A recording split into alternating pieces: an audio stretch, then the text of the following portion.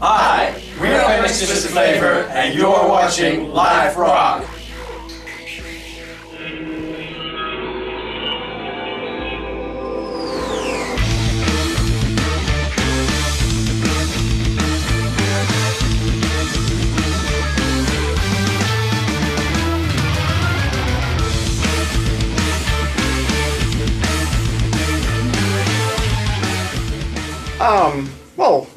Ladies and gentlemen, the legendary Pallas! Hey! Where? Here. Oh, there, can you wave again? Yeah, there we are. Okay, we have all of them here. Okay, well, we are here at the I.O. Pages Festival at the Boerderij in Zoetermeer, which is a bit of the prog temple in Holland. Have you played here before? Yep. You have. Long time ago? Several times we played. Yeah. We did a Blinding Darkness video shoot here. Okay. Note to self, get that one. Look to Marcel, it's for sale in the foyer. Okay, well, you're here, of course, the tour because of the new album. Korsakov. This one? Yeah. Oh, that's the really heavy one. That's the really heavy. Oh, there's a soft one. Oh, all right. Seriously? No. Okay. Well, let's talk about the album for a moment. What's the idea? I mean, it's a follow-up, of course, from the Sentinel. And how did it go from there? How did you come up with the idea to make a sequel to that? I think we've been thinking about it for a long time.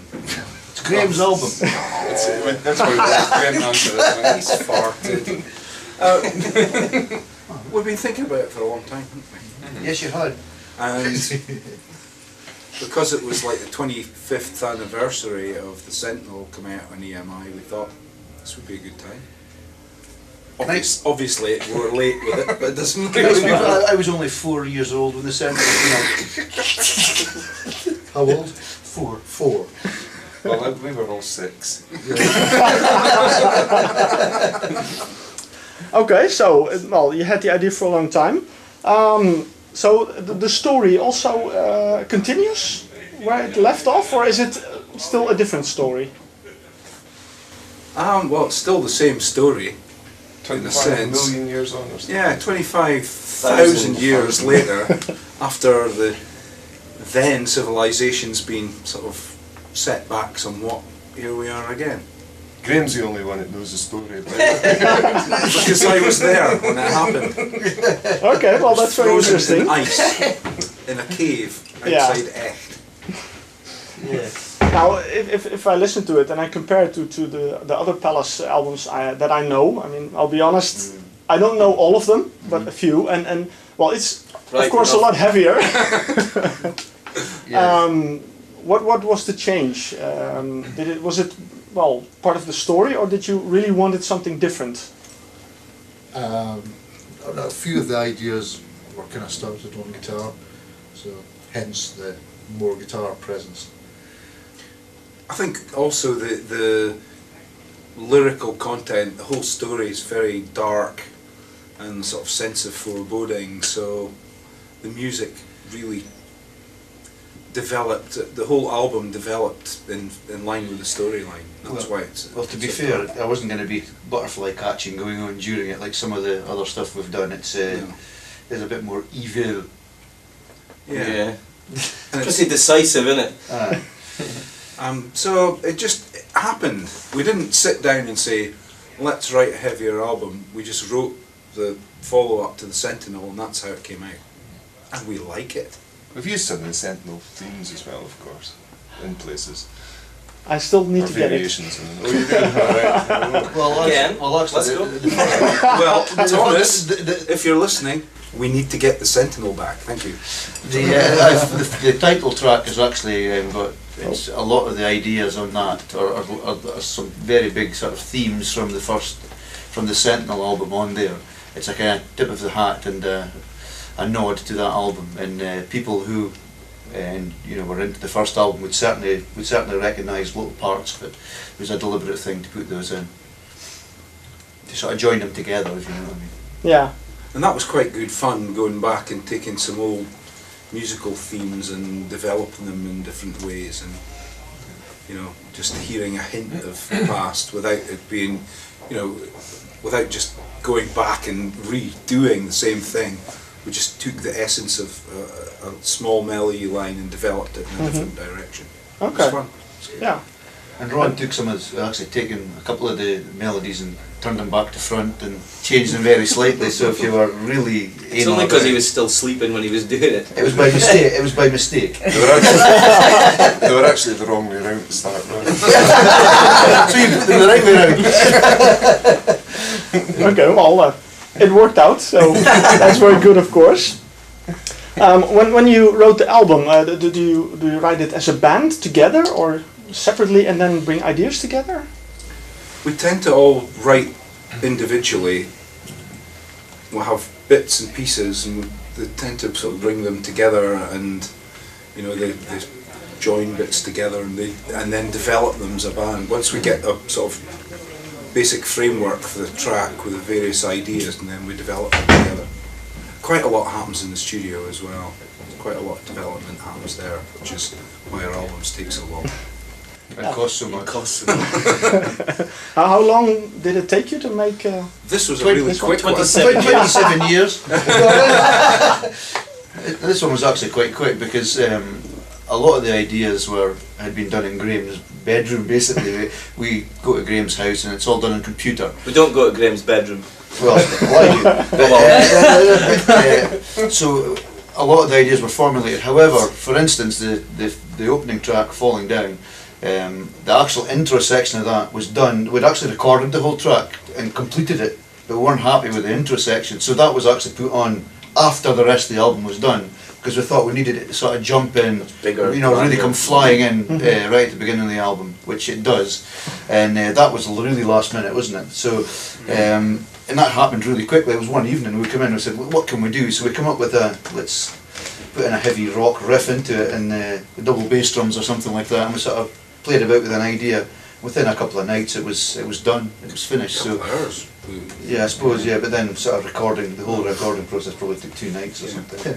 Well, when you mentioned the intro of the album, you got Jerry Ewing to do a part. How was that? Why was that? So he plays on his radio station. Jerry's been very supportive Yeah. of the band, and he'd heard some of the tracks on the new album that work in progress, and we decided that we wanted a DJ on the front there, and we asked him if he'd do it, and he said yeah. So it was just a phone call. A fair bit of it, the idea of it came about because we were also wanting to inject lots of samples and interesting textures that weren't maybe not the usual Pallas thing to do, and just, it was clearly going to be a different sounding record anyway from a lot of the other Pallas stuff. Obviously, change of vocal and getting back to a much heavier sound with Neil getting his own way and that. And Change of vocalist. This is Paul. It's all right, Paul. Don't worry. I'll survive it, I hope.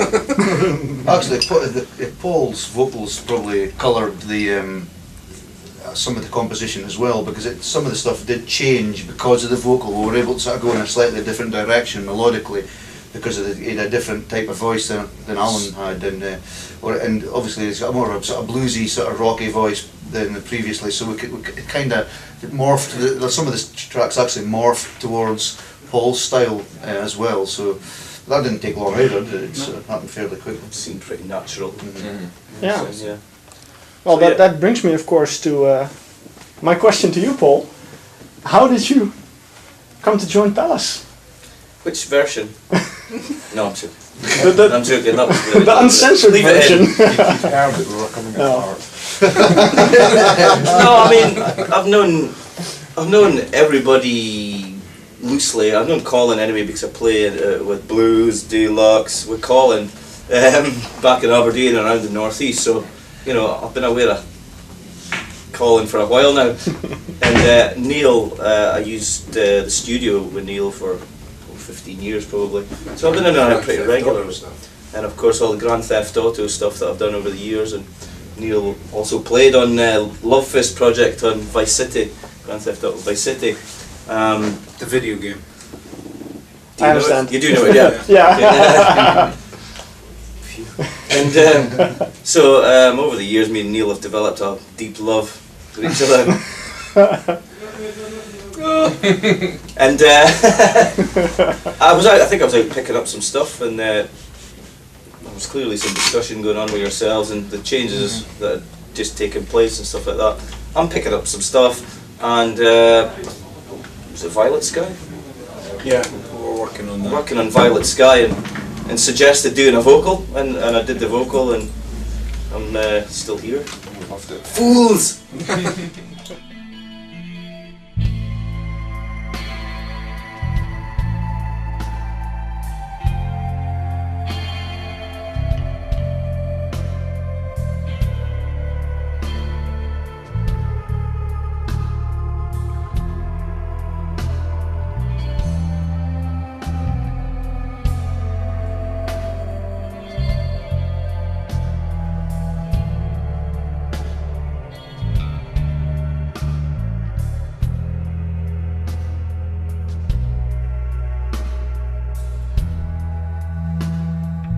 So it was quite fortunate, really, because we'd made the decision that we were parting company with Alan, and within a few days we'd already started working on the album. One of the reasons that we made that decision was that we'd started on the album and Alan wasn't there. He was doing something else. So Paul came in. We were having a cup of tea, and we let him hear Violet Sky because we'd pretty much got a lot of the instrumental track down by then, and so, do you fancy having a go? And he did, and we thought. I don't say no too easily. I should learn, maybe. My old age. Okay. 27. Well, Yes, so in spite of things that were said, there was nothing dark going on behind the scenes. Literally, we'd made the decision to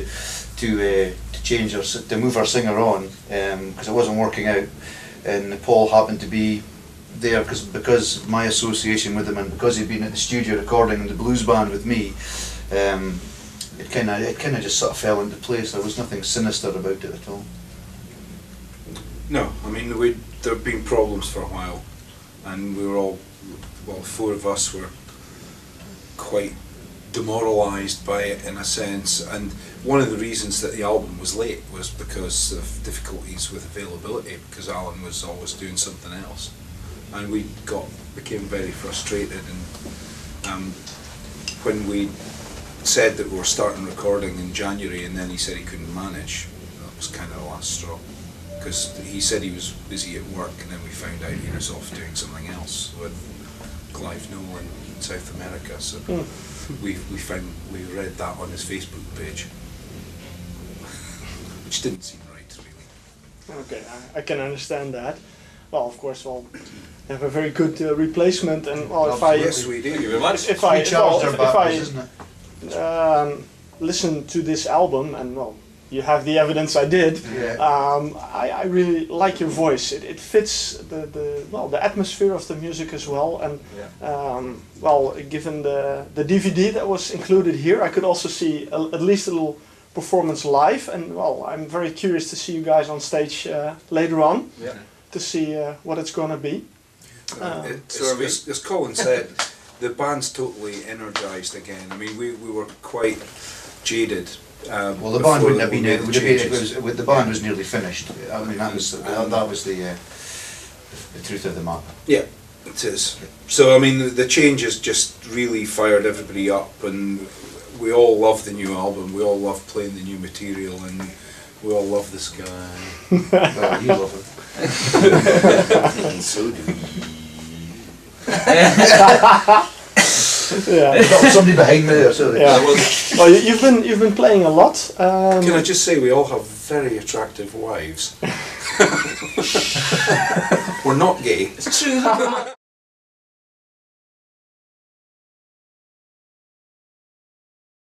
Yeah. I have one question. If you compare the situation in the 80s with the neo progressive rock, Marillion, 12 Night, Pendragon, Pallas, and the situation now. If you compare it, what would you say? Well, it was quite exciting then, but I think that there've been a few things have happened in the last few years that I think's really helped. I think that Prog magazine in the UK, I don't know if you get it over here, that's helped to bring the music back into the fold, if you like, because prog was almost a swear word in the UK. You couldn't find it anywhere, and now you can get a sort of dedicated magazine to it on the shelves. And the other thing is the success of Muse and Porcupine Tree and Dream Theatre at the heavier end of things, I think has brought a young audience. There's potentially a young audience out there for the music we're doing. And what we've found with the new album is that it's been appealing to the sort of younger rock fans as well. I think we've always had one foot in the rock side of things and one foot in the progressive thing. We've always been heavier than most other prog bands. So I think it's quite encouraging at the moment, despite the economic situation, which is obviously affecting people. Okay. And the record companies. Yeah, it's good to hear. So many positive. Yeah, definitely. I mean, it's indeed. We see that in some ways prog becomes more accepted by a greater audience, but still, and I don't know if you have the same experience. It's not always easy to get people to a concert. Mm-hmm. Well, yeah, that's absolutely correct. Yeah, only Pink Floyd, Genesis, and yeah. that kind of. Yeah, if you have the bigger bands, then people will come. But it can get a bit frustrating when because it takes a lot of time and effort to plan these things, and obviously because all of us all work as well. It's obviously time is a fairly limited resource. So sometimes it has been over the past few years. It's been quite soul destroying to travel, hundreds and hundreds of miles, sometimes thousands of miles, and find out that somebody hasn't promoted it, or people just haven't known about the gig, and then you play it about 70, 80 people. It can be a bit soul destroying. But we've got the album out there, and hopefully that's going to turn these type of things around, I would imagine. But I think one of the problems in the past with the prog movement, if you like, is that a lot of the people who enjoy the music are a bit blinkered. If someone does something just slightly this way or that way of the sort of the conventional style, then people go, oh, I don't know if I can like this because it's too heavy or it's too commercial or. Oh, in the UK, it's just not cool. Yeah. To be fair, prog's never been cool, really. I mean. How about all those magazines like Sounds and Melody Maker and Enemy? In the day, maybe, but now. Are they supportive towards progressive rock? Or They don't exist anymore. They still like. They don't exist. Okay. They don't exist. They're gone. They're gone. Sounds is gone, so is Melody Maker. They don't exist. 15, 20 years ago. Oh. Yeah. I missed a few years, but. That we can't even get our local radio station to be in any way interested in anything that we would have to, would you support us in playing a track or do a review, anything? It was you contacted us. Because your the answer music was is just non-commercial? no, just no. Our local supposed to be community radio, just shocking, absolutely shocking. In fairness, though, we've had quite a lot of airplay for tracks off the album because there are quite a lot of rock shows now on the stations, and Glasgow, Manchester, Bristol have a proper commercial rock station 24 hours a day, and that they're being really successful, and that's kind of made a lot of the radio companies look up and think, hang on a minute, because you're talking about heavy rock stuff all day in Glasgow, and they're getting a lot of advertisers because the people who are listening to it are guys in suits that are going and running businesses, but they're listening to rock music and they're advertising on those stations. So there is a sort of the Americans have had rock stations for years. Yeah, that was in the 70s, and Rush became so popular because of the radio station. Yeah. Well, that's kind of happening in the UK just now.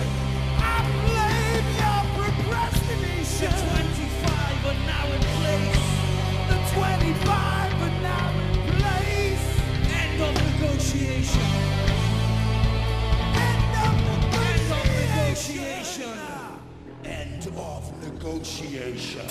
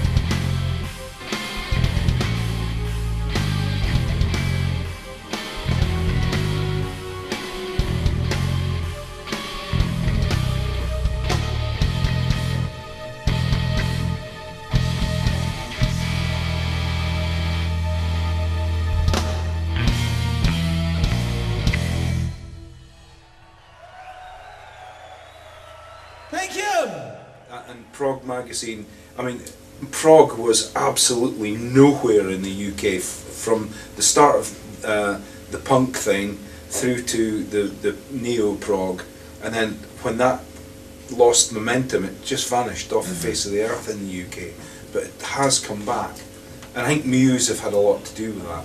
Holland's always been a good place for Pallas, though, isn't it? It's Yeah, always been, yeah. Holland and Germany has always been a good market for us. We've always been very well supported. We are very open-minded. Well, but also very, Well, in the 80s it was all happening over here, it wasn't really happening at home.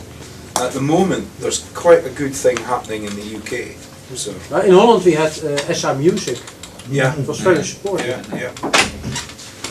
And I think Inside Out came out of and that. still Yeah. DPRP as well, isn't it? There's still DPRP. Yeah, there are Yeah. still a lot of Progwereld. websites. A Dutch website, Progwereld. I call my own site as well, liveprog. Yes, absolutely. That are still, of course, working hard to promote and bring out the music that bands like you make. Now, one of the things that I found interesting is that a few months before the release, you offered a download track, an edited version of Monster. Why did you do that? Promotion. Yeah, taster. To get awareness, to try and get interest going before the album came out. Well, what were the reactions? Did you get reactions on it? I mean, I don't know exactly how many downloads we had off the site, but it was 4. a lot. Which is twice as many as the last album. And I've got 3 separate IP addresses. No, it was a really good thing. It worked really well, and a lot of radio stations downloaded it and were playing it, so we were getting promotion well before the album came out. There was also Atlantean as well, which was a piece that Neil wrote, which was actually going to be in the album, and we offered that for download, and that was well received as well. It's sort of big classical type piece, and again I had the themes from the Sentinel on it as well, so that was pretty well received. The thing is as well, when you're recording, there's a prolonged period where you kind of disappear, so any kind of exposure helps. Yeah.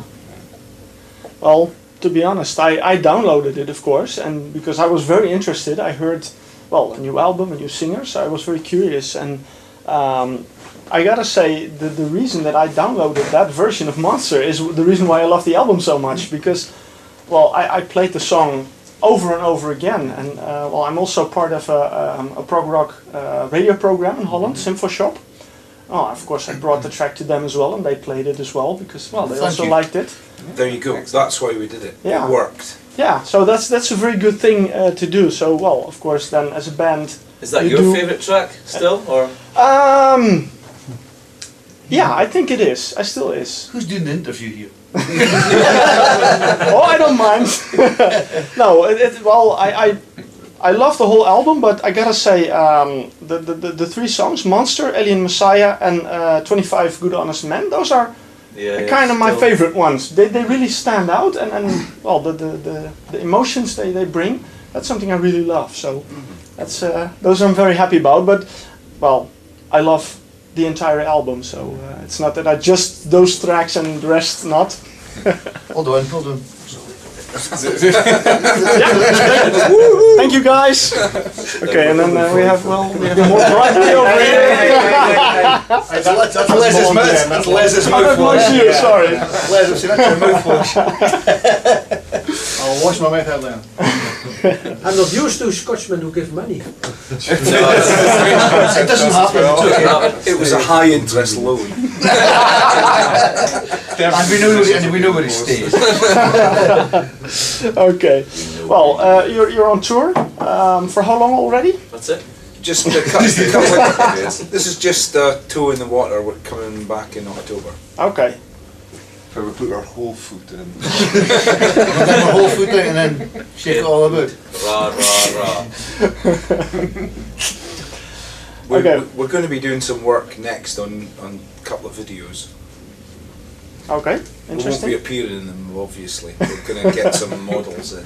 Some We're going to get a road crew going because they're young and Another young beautiful ninja. Like Roshi. they're playing and you're playing behind the scenes. That's it. and mini me. We'll all be behind a black curtain. Getting frightening now. Okay. Well, now the album You is can also out do 6 over 4. for a few months, but well, relatively young. But well, can we look already to the future? What already any plans or ideas? I have my book there, I can show you it all. yeah.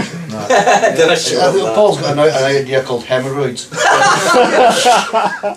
But it's a pain in the ass. Whoa! No, we do have some ideas. We've got a book full of ideas, and I certainly had a stint of being pretty active with my pen and my brain for a change, actually, and come up with some ideas that everybody seems to think is quite a solid plan. So, Did it?